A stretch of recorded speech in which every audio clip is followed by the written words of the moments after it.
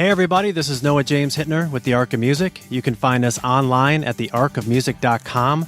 That's the ARK of music.com, where we discover and share the best music in the world you never knew existed. There you can subscribe to our free Music Discovery e-newsletter, which is how we regularly deliver new music and interviews just like this one to your inbox for free. Today, as always, we're recording in Madison, Wisconsin, and joining us from Toms River, New Jersey, is a man who's been dubbed the Nickelback of singer-songwriters.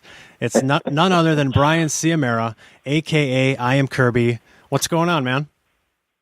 Hey, how are you? How's everything? Thanks for the awesome intro there. Right on. In fact, that's where I want to start. The Nickelback of singer-songwriters, how did that happen? Honestly, I was trying to write a bio for myself, and I was like, you know what, I'm taking this way too seriously. I'm just going to write something ridiculous that people will probably remember, and that was born. Dude, that is classic. I guess it worked. I mean, you remembered, it caught your eye, I guess. So that's right. I guess it worked. Yes, this is the claim your expertise era that we're in, so you just got to, you got to do whatever you got to do. So your moniker, your stage moniker is iamCURBIE. So there's another name there we need to get into. Tell us how that came about. Sure. So one of the first times I was riding a motorcycle, I decided that riding up a curb and doing a wheelie on someone's front lawn was a good idea. The neighbor? And, I was riding with my father. I don't think the neighbor saw, luckily, but my father said, "Pick the bike up, Kirby. Let's go. We got to go." Awesome. So, again, in the interest of trying to be memorable, I think going by the stage name iamCURBIE is a little more memorable than Brian. Right on. So. Cool. So I guess it's about 13 years ago, according to the research I did on you, a friend of yours accidentally leaves his guitar at your place. You pick it up, and Correct. The rest is history. And I when I read that, I actually really dig that. So just to get an idea of when the instrument grabbed you, how old were you when that happened? Oh, let's do some math on my fingers since you can't see me. Let's see. I was 18 then, 19, 20. I was probably just about 20, 21 years old. Okay. So why then? Had you always wanted to be a musician, or did the whole thing catch you off guard? Like, what was it about that? Completely off guard. No kidding. Off guard. There was, I was in high school, and I was a bit of a jock. I played baseball all the way through college as well. Music wasn't ever something I disliked. It just wasn't a big part of my life. And sure. It was right around the time of LimeWire. Actually, I'll back up even a little bit further. The same friend was telling me about this band called Coheed and Cambria, and he brought the CD in the car. And I don't know if you're aware of them or not. I have not heard of them, the lead actually. singers. Okay. They're like a prog rock band from New York. Okay. But the lead singer is he sounds very similar to Geddy Lee, which I'm sure you've heard of Geddy Lee. Of course, yes. Yeah, from Rush, yeah. Right. Sings very, very high. And at first I heard it, I was like, I hate it, can't deal with it. Yeah. And he just left the CD in my car. I guess my good friend has a habit of leaving things. Thankfully for me, right. He left the CD in my car. And I was like, oh, that guitar riff is pretty cool. And I just started, really digging the band. And this was around the time of LimeWire. So I was watching all the, the not good quality videos of them, of the live videos, and sure. Getting not good quality audio. And I was like, this is great. And I was loving it, digging it. And not too long after that, they put out a live DVD. And I saw it in the store in Hot Topic, I believe. And I was like, oh, got to grab it. Nice. And just the difference of audio quality and video quality, and now seeing all these songs, the way they were supposed to be. Right. And the way they're supposed to be heard. And I was just absolutely blown away. And it was, sometime around October, November of that year. And I literally remember going up to my dad, and I was like, I know what I want for Christmas. Give me a guitar, please. Oh, right on. And, yeah. Well, I think that's hilarious that your friend's forgetfulness launched this whole thing for you on two separate occasions. Right. That's a hell of a friend. Right. So Mike Roberts, got to give him a shout out. He does a lot for me to help me out. So thanks. Right on. Buddy. Perfect. So from that point to the first time you performed publicly? How long was it? How long did that take? Oh man, it was a while. I spent a lot of time just learning how to play cover songs from tabs online. Sure. Kind of just doing it all myself, and then obviously with the help of my friend, but no formal lessons anyway. And once I got a couple songs going, I was like, I want to be in a cover band. So again, me and my friend, we kept looking for singers. We were going to do just an acoustic thing, just to get something going. Right. And I remember bringing singers to our house, and we couldn't. Some of them were like amazing singers, but just we couldn't wait till they left because it just didn't vibe right, Yeah. And it just seemed like this revolving door always. There's one thing to mesh musically, but mesh personally too is a big part of it. You're going to be spending a bunch of time around these people. So we did that for a while, and just never was happening. I remember going a couple towns over, jamming with some people. We finally got a drummer. Everything was great. Couldn't find a singer. We had someone singing for a little bit. That didn't work out. And it was like years and years. I mean, it must have been like 4, 5, 6 years, something in that time frame where, where, I mean, it wasn't really serious. We were always trying to, but it wasn't, a number one. Right. And then, after that while, it kind of slowed down a little bit. I started playing with another drummer and a bass player. I wasn't singing at this point. I was just playing guitar. And same thing was happening. We were just looking for other singers, and it just kept happening. And finally, we brought in this one girl, and she was just as good of a singer as she was.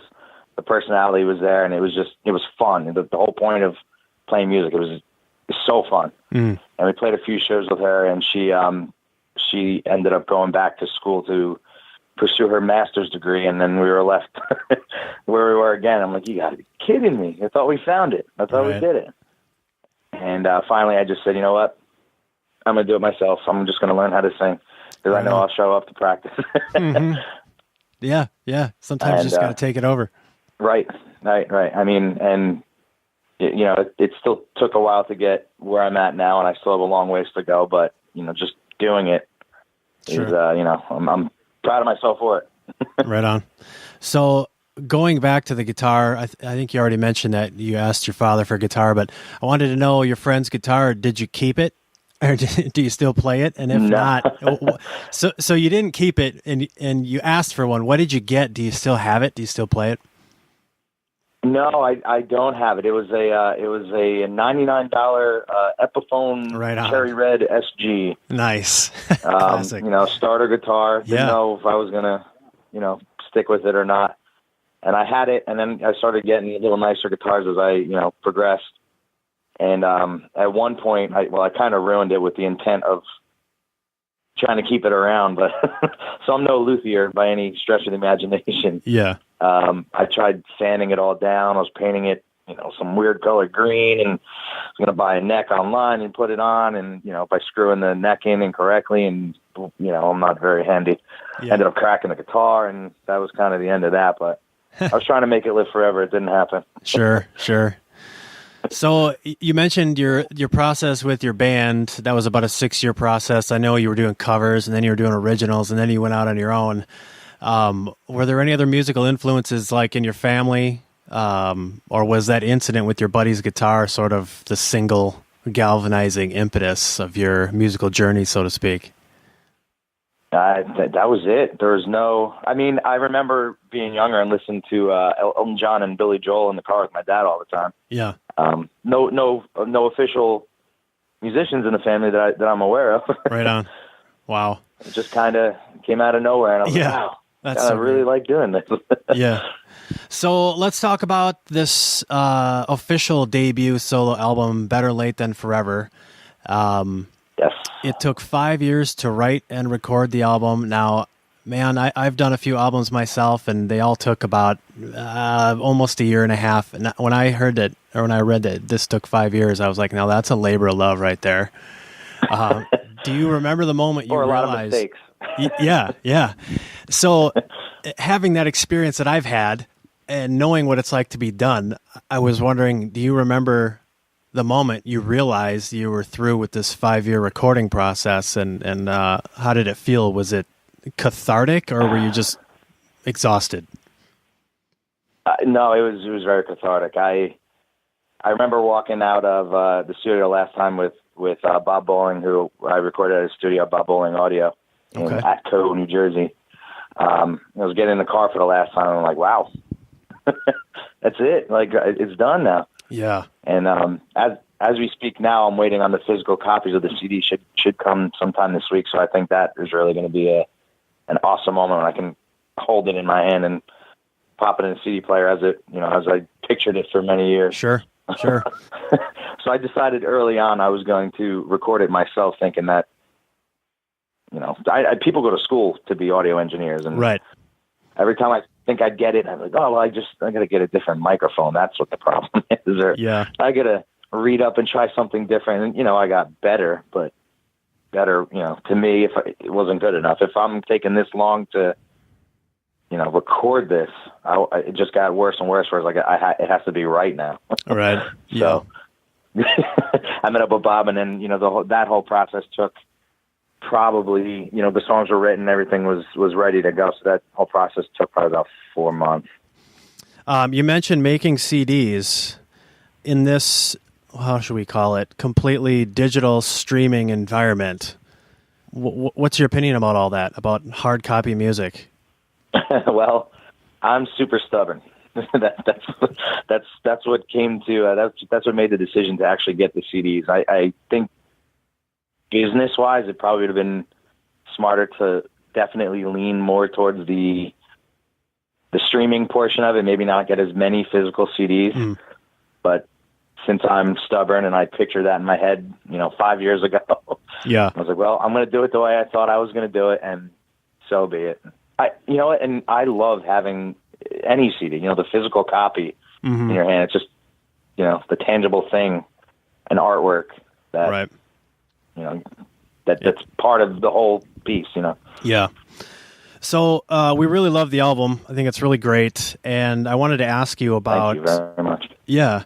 The 5-year process, man, I want to say that I could feel that. I really could. I just wanted to make sure that I mentioned that.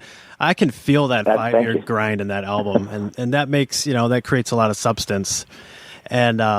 I think it's the final song. It's called Harley's Edge 3, FIP. Yep, correct. Would you mind sharing who that's for, what that's about? That's a badass tune.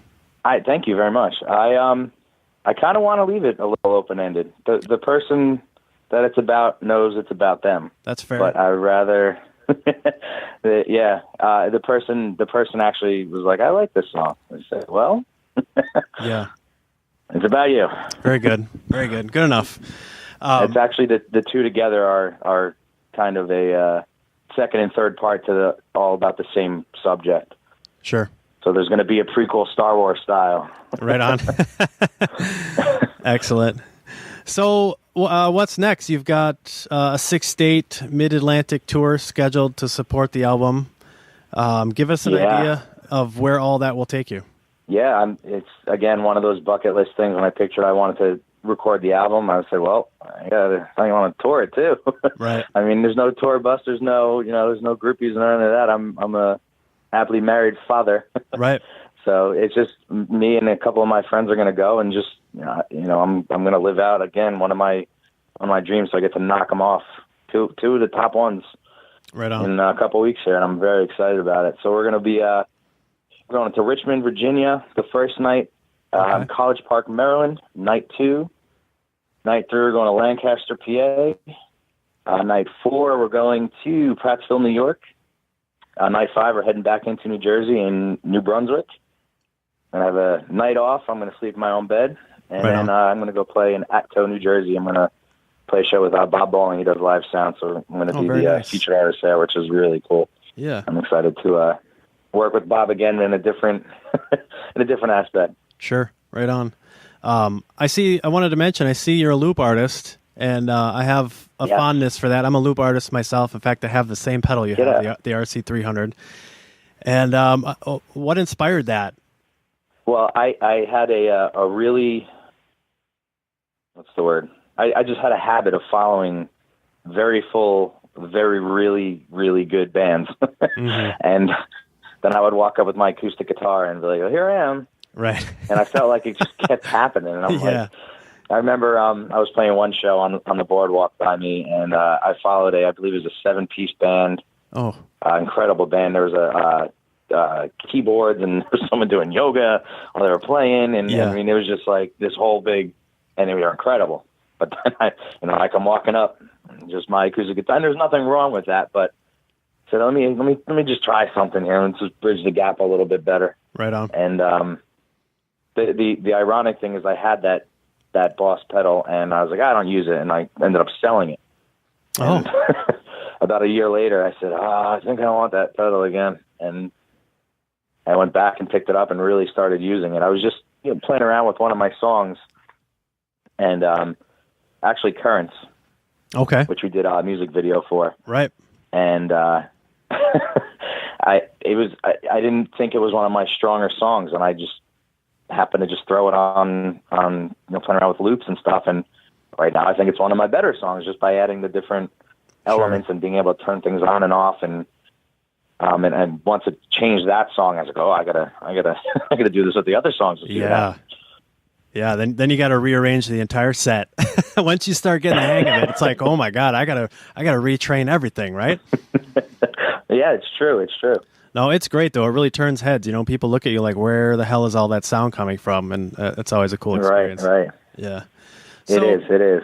Perhaps in some unspecified amount of time, your career in entertainment explodes in the best of ways. What does that look like for you? Oh boy. I don't know. I never really thought of it like that. I remember just wanting to play out in front of people, and I'm doing that now, and I get nice comments about my songs, and that's where I've always pictured or hoped to be, and I think I'm there. I know I'm there. Sure. And I don't know. And one day at a time, I say I'm going out on tour and I'm putting out a CD, and I'm doing my work on Facebook to kind of promote that, but I hope people aren't thinking that I'm like trying to, be the next Ed Sheeran, or I think it's going to happen. I mean, that's right. Well, probably pretty unlikely. I love it. I love playing, and I joke with some of my friends. I'll just go from the corner of a bar to the next corner of a bar, and I'm the happiest person ever doing that, because that's what I've said once I picked up a guitar that I wanted to do, and sure, now I'm doing it. You're already living it. That's great. So we're going to end our conversation here with a little desert island. We do this with all of our guests. 3 questions. The first one is your favorite album of all time, and you have to pick one. Sometimes it's easiest to not think. You just have to spit out whatever comes into the back of your throat. Well, I'm going to have to say Coheed and Cambria, In Keeping Secrets of Silent Earth 3. That was the CD that was left in my car that kind of very nice started the whole thing for me. Sure, I'm going to have to check those guys out now. How about your favorite song of all time? One song. If you'd only listen to one song for the rest of your life, what would it be? Well, I hope it wouldn't happen, but if I had to pick, I would say Black by Pearl Jam. I broke up with my wife, a ways back when we were a little bit younger. Uh-huh. And I heard that song, I think, after she walked out of the house, and I said, what did I do? So, oh, wow. that it changed my life completely, because then I begged and pleaded and said, I'm wrong, you're right, I messed up, you're great. And luckily, she took me back. Wow. Yeah, that's a great tune. Okay, last question, you get to collaborate with anyone, dead or alive. Who would it be? Oh, wow. I'm surprised that a name popped in my head as quick as it did. I'll have to go Billy Joel. Okay. Which might be a little, I don't know, but Billy Joel has always been one of my favorite artists. No, I like that pick. In fact, a buddy of mine and I were just talking about Billy Joel yesterday. That's crazy that you're saying that. That's awesome. And I want to learn to play piano. That's next on the bucket list. So sure. If I could play with the piano man, I'm sure I'd pick up some tips. Sure. Very nice. Well, hey, Brian, I really appreciate your time today. It's great to speak with you. Thank you so very much for your time. I appreciate it. Yeah, best of luck with the album. Best of luck with the tour. And please stay in touch with us. Thank you. Yeah. And that'll do it for us today. Thank you so much to Brian Ciamarra, a.k.a. iamCURBIE, for joining us again. The name of his new album is Better Late Than Forever.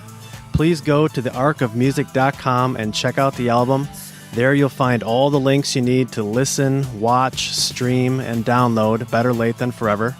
And thanks to all of you out there for listening. Please don't forget to sign up for our free Music Discovery e-newsletter.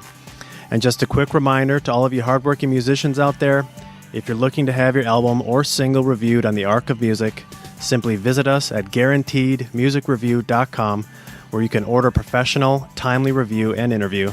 Until next time, all the best to all of you. Take care.